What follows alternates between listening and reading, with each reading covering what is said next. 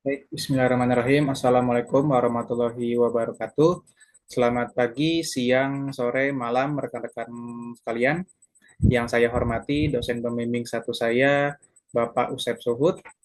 Yang saya hormati, dosen pembimbing kedua saya, Ibu Novriska Krisanya. Dan yang saya hormati, Kaprodi S1 Manajemen, Bapak Edo Siregar. Dan yang saya banggakan, teman-teman sekalian.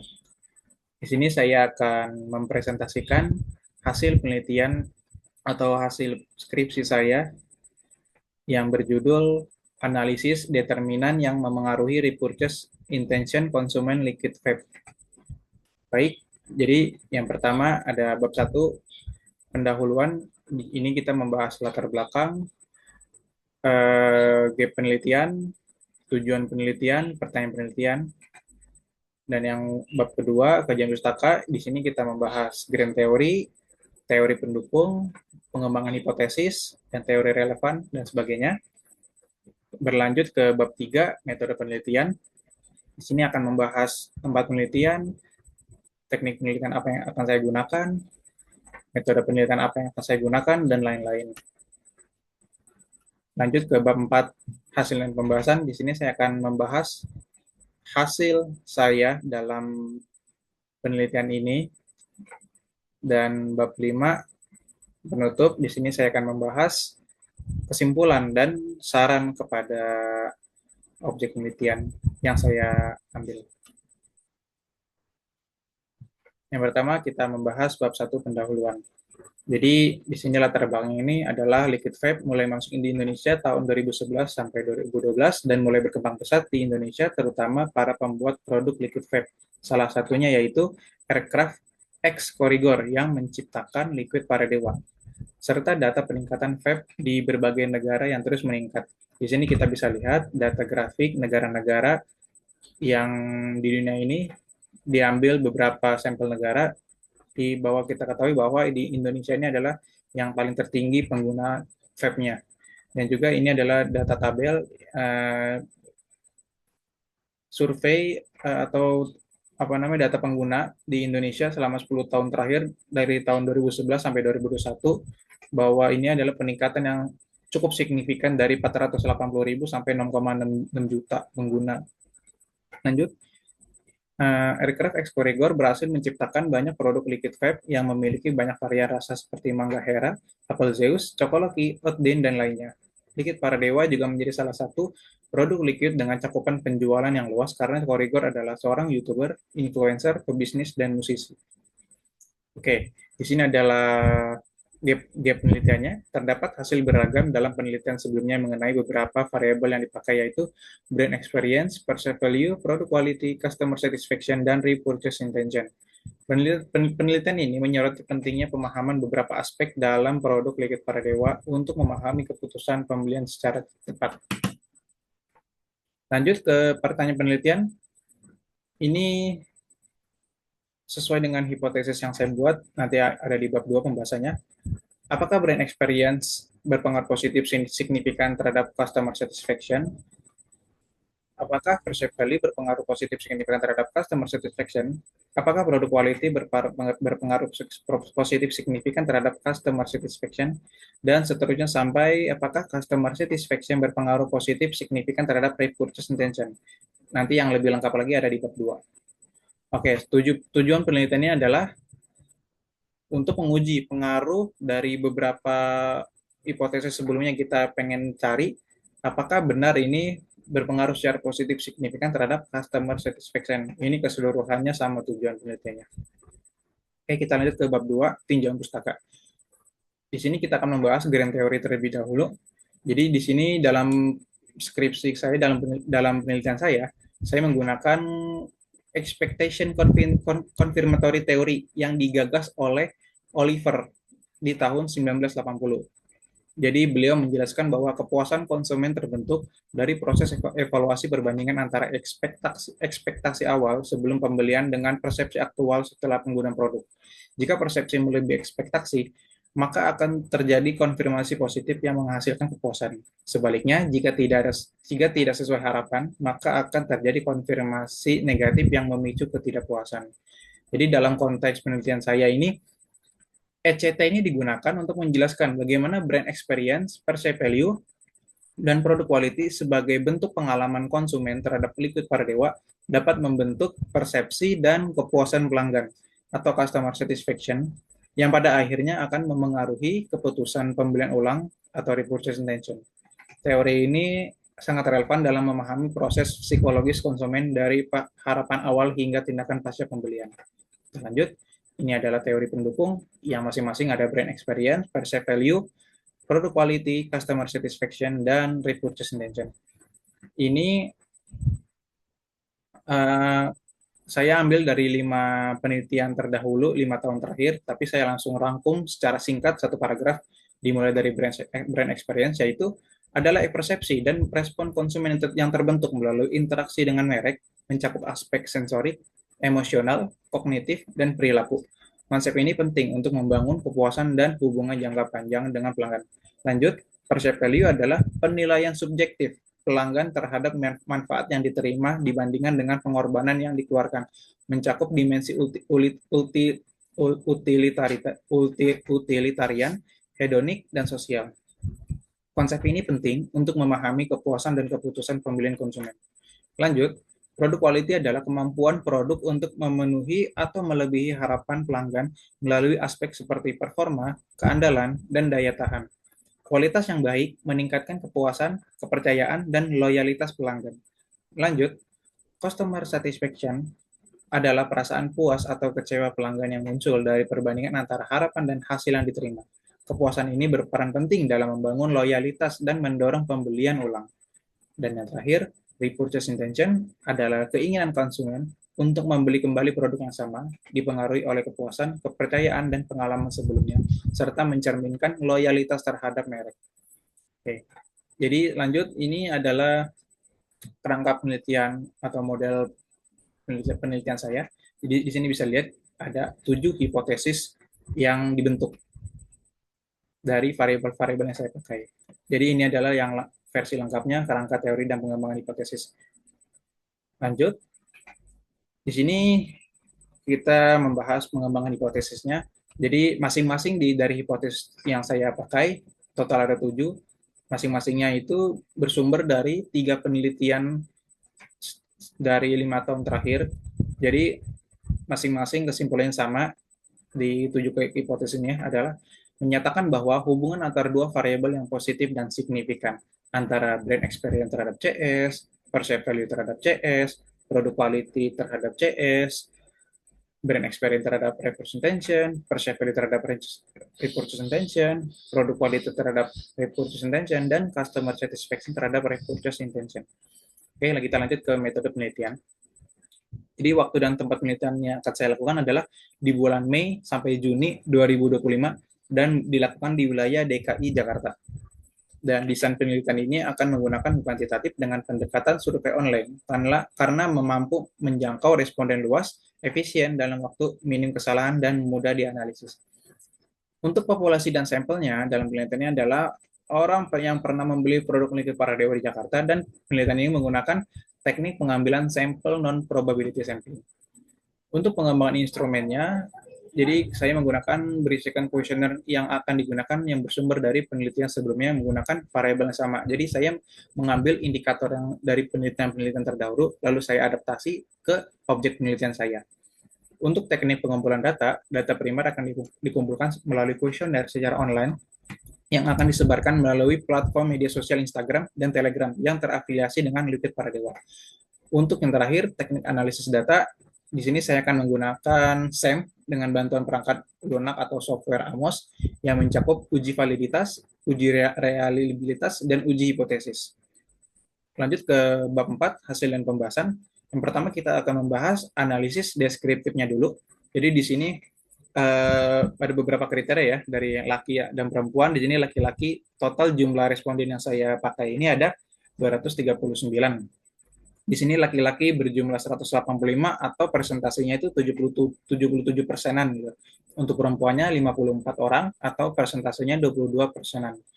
Untuk yang status pekerjaan, di sini ada beragam ya. Ada belum bekerja, tidak bekerja, bekerja, memiliki usaha sendiri, atau pensiun. Dan di sini yang paling terbanyak mayoritasnya adalah yang bekerja, yang dengan persentasenya sebesar 74 persenan, dilanjut dengan yang orang yang memiliki usaha sendiri, yaitu 37 orang dengan persentase 15%. Selebihnya masih minoritas data-datanya. Untuk usia responden, jadi responden ini rata-rata yang mayoritasnya adalah di kisaran umur 18 sampai 25 tahun, disusul oleh kisaran umur 26 sampai 35 tahun. Selebihnya itu masih minoritas datanya. Untuk status pendidikan, di sini ada berbagai macam kriteria yang saya ambil. Di bawah SLTA atau SMA, SLTA atau SMA, diploma, sarjana S1, dan pasca sarjana atau doktor S2 atau S3. Di sini mayoritas respondennya itu adalah SMA atau SLTA atau sederajat. Disusul oleh sarjana S1 yang persentasenya itu 30%. Lanjut untuk status pernikahan, di sini saya memakai beberapa kriteria, yaitu belum menikah, menikah, bercerai atau berpisah, atau pasangan meninggal. Di sini mayoritas adalah yang menjawab belum menikah, disusul oleh yang menikah, yaitu 87. Yang tadi yang belum menikah itu ada 145. Ya lanjut. Ini adalah analisis deskriptif per variabel yang brain experience. Ini adalah jawaban responden. Jadi kita langsung ambil kesimpulan saja dari rata-rata persentase. Di sini yang terbanyak ternyata responden itu yang menjawabnya tuh skala setuju. Jadi sebelumnya saya akan menyebutkan bahwa penelitian saya ini menggunakan skala Likert 1 sampai 6, yang dimana skalanya itu adalah sangat tidak setuju untuk skala 1, tidak setuju untuk skala 2, kurang setuju untuk skala 3, cukup setuju untuk skala 4, setuju untuk skala 5, dan yang terakhir sangat setuju untuk skala 6. Jadi untuk brain experience ini rata-rata mayoritas responden ini yang menjawab setuju, tapi tidak terlalu dominan karena disusul oleh cukup setuju dan sangat setuju. Yang di variabel lain pun juga demikian. Rata-rata sangat setuju ini dia lebih mayoritas tapi tidak dominan karena tetap disusul juga hampir mendekati cukup setuju dan sangat setujunya untuk persentasenya.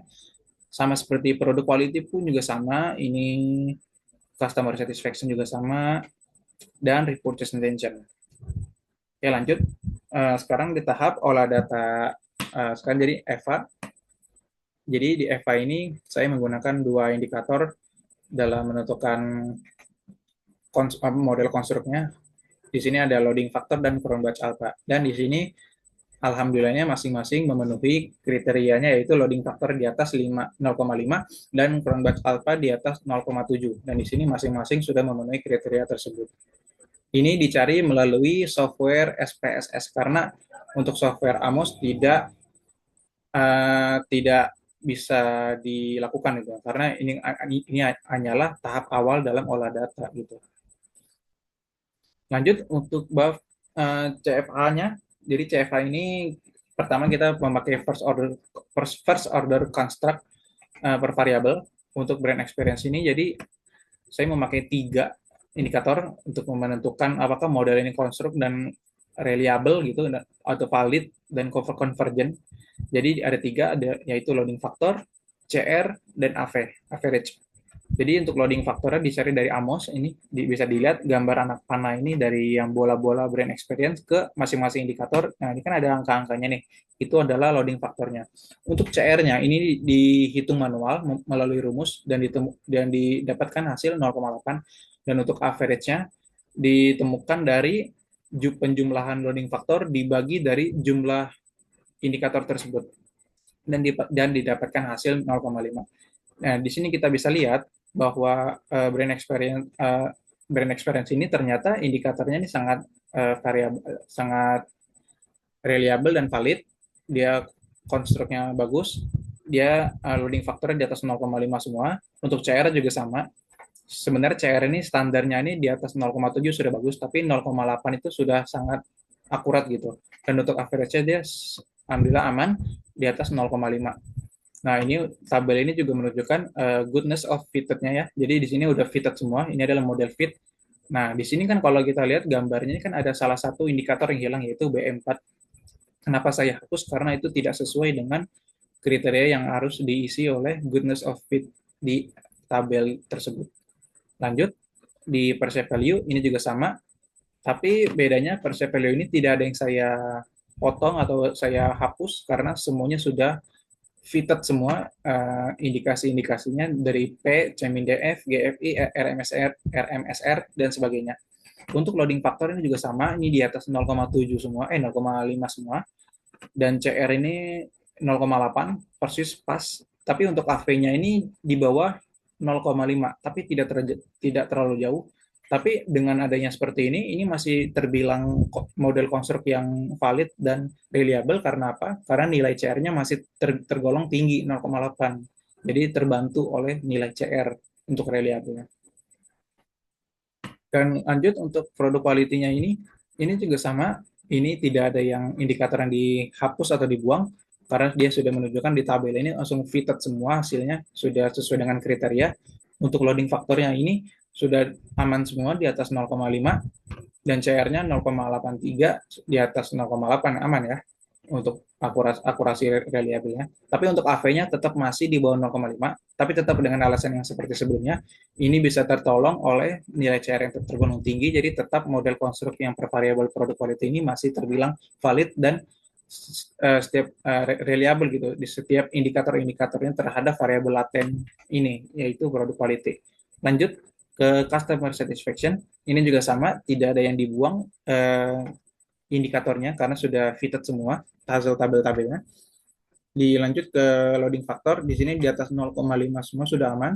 Nilai CR 0,8 di atas cat value-nya sudah aman 0,8 dan average-nya didapatkan 0,5. Itu sudah aman. Jadi ini membuktikan bahwa model konstruksi ini per variabelnya dia sudah aman, valid dan reliable. Dan yang terakhir, purchase intention, ini juga sama, tidak ada yang dibuang karena hasilnya sudah memenuhi kriteria, fitted dia, jadi tidak perlu dibuang indikatornya. Lanjut ke loading factor, dia sudah di atas 0,5 semua, CR-nya juga sama 0,8 dan AV-nya 0,5 di atas 0,5, dan yang artinya model konstruksi ini dia sudah valid dan reliable gitu. Jadi setiap indikatornya itu sudah cocok terhadap variabel laten repurchase intention. Lanjut ke full model CFH. Di sini full model ini masih bersifat tidak ada pembuangan indikator yang tidak memenuhi. Makanya di sini kita bisa lihat di hasil tabel ada beberapa indikator seperti indeks P, indeks GFI, dan indeks AGFI. Dia tuh lack of fit karena tidak memenuhi cut off value atau kriteria minimum kriteria yang ditentukan gitu. Jadi ini adalah full model benar-benar mentahan banget dari awal. Berlanjut ke fitted model. Fitted model ini diambil dari full model yang sudah kita buang-buangkan indikator yang dirasa mengganggu mengganggu kesesuaian dalam goodness of fitted gitu. Jadi setelah udah didapatkan semua, kita mendapatkan tabel goodness of fitted ini hasilnya fitted semua. Dan hasilnya adalah brand experience 5-5 tetap ada indikatornya, tapi untuk perceived value hanya tersisa 2 indikator dari total sebelumnya itu 5. Untuk produk quality hanya dibuang 1 indikator, untuk customer satisfaction hanya dibuang 1 indikator, dan untuk repurchase intention dibuang 2 indikator. Nah, ini untuk keterangan fitted model yang sisanya ini ya, keterangan dan pernyataannya.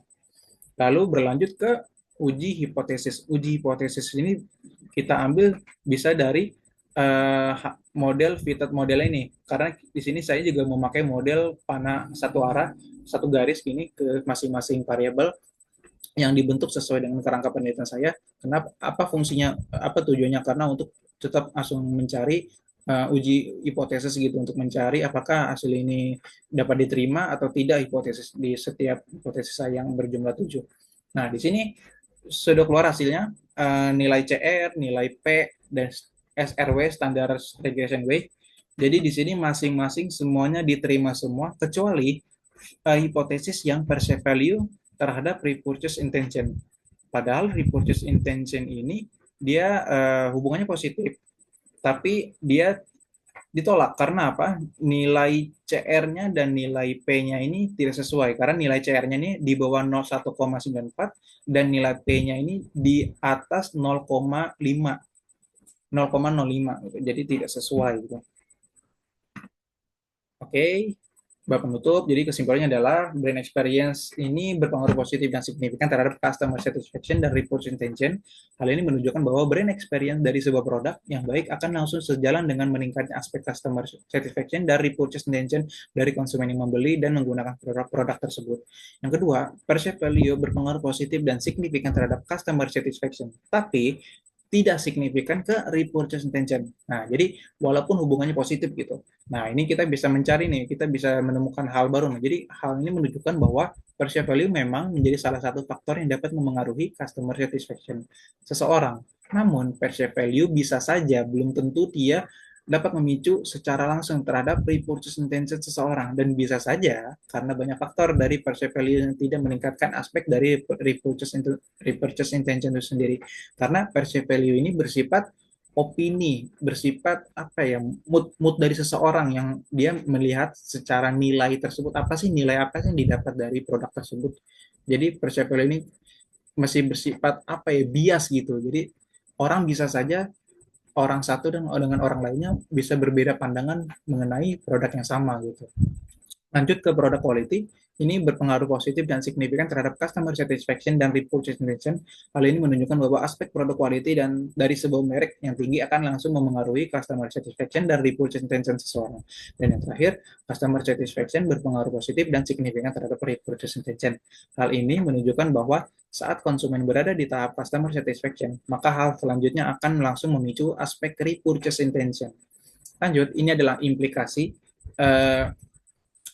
termasuk saran ya terhadap objek penelitian saya itu Liquid Paradewa, yaitu pemiliknya langsung ke perusahaannya, Aircraft dan Corigor. Jadi selaku pemegang ini semoga dia lebih menguatkan, mereka ini lebih menguatkan lagi aspek brand experience dari produknya. Hal ini penting untuk menjamin produk Liquid Paradewanya agar bisa memiliki pangsa pasar yang lebih besar dari jangkauannya dan pada akhirnya akan meningkatkan volume penjualan produk Liquid Paradewa. Yang kedua, semoga Aircraft dan Corigor ini harus memperkuat identitas produk Liquid Paradewa agar konsumen bisa memiliki perasaan emosional yang lebih kuat dalam memilih sebuah produk liquid. Hal ini penting karena aspek perceived value memainkan peran perasaan dan emosional dari konsumen yang pada akhirnya memengaruhi volume penjualan produk Liquid Paradewa. Selanjutnya yang ketiga, Aircraft dan Corigor selaku pemegang pemilik dan produk Liquid Paradewa untuk tetap mempertahankan kualitas dari produk liquid. Hal ini penting untuk menunjang kebutuhan para konsumen agar terus terpenuhi dari penggunaan produknya, yang pada akhirnya akan memengaruhi volume penjualan produk Liquid Paradewa. Dan yang terakhir, semoga mereka bisa tetap mengutamakan kepuasan konsumen dan dalam menggunakan produk liquid karena dari aspek customer satisfaction yang terpenuhi dari konsumen akan langsung memengaruhi jumlah penjualan produk liquid Paradewa. Nah, lanjut ke ini keterbatasan saya dalam membuat penelitian ini, skripsi. Jadi sampel penelitian terbatas pada cakupan konsumen produk Liquid Paradewa yang mengikuti media sosial Instagram dan Telegram yang terafiliasi dengan Liquid Paradewa. Sehingga hasil penelitian ini tidak dapat menjadi tolak ukur untuk semua konsumen produk Liquid Paradewa yang ada di Jakarta. Habis itu, data penelitian ini berdasarkan dari penilaian dan persepsi secara subjektif dari responden secara online, sehingga bisa saja terjadi potensi bias dan pengisian jawaban secara asal dalam jawaban yang diberikan. Hal ini bisa saja mempengaruhi validitas dan jawaban responden. Yang terakhir, penelitian ini menggunakan 4 variabel utama dalam mengukur repurchase intention seseorang, sehingga banyak variabel lain seperti harga dan kepercayaan bisa saja dapat mempengaruhi repurchase intention. Yang terakhir, rekomendasi bagi penelitian selanjutnya. Jadi penelitian selanjutnya diharapkan bisa lebih luas dalam melibatkan konsumen produk Liquid Paradewa yang ada di DKI Jakarta. Selain dari konsumen yang mengikuti media sosial Instagram dan Telegram yang terafiliasi dengan Liquid Paradewa, sehingga data dan hasil penelitian bisa lebih maksimal dan representatif ke seluruh segmen konsumen produk Liquid Paradewa. Kedua, pengumpulan data seharusnya dilakukan melalui pendekatan wawancara langsung, jadi agar bisa menunjang validitas jawaban yang bagus serta pemahaman responden terhadap pernyataan yang berkaitan dengan produk Liquid Paradewa. Dan yang terakhir, Penelitian ini diharapkan dapat dikembangkan lagi dengan memunculkan variabel tambahan seperti harga dan kepercayaan untuk memberikan gambaran penelitian yang lebih luas dalam menentukan faktor yang memengaruhi repurchase intention. Baik, cukup sekian presentasi saya mengenai penelitian saya, skripsi saya. Terima kasih. Kurang lebihnya mohon maaf bila ada salah kata dan sikap. Wassalamualaikum warahmatullahi wabarakatuh.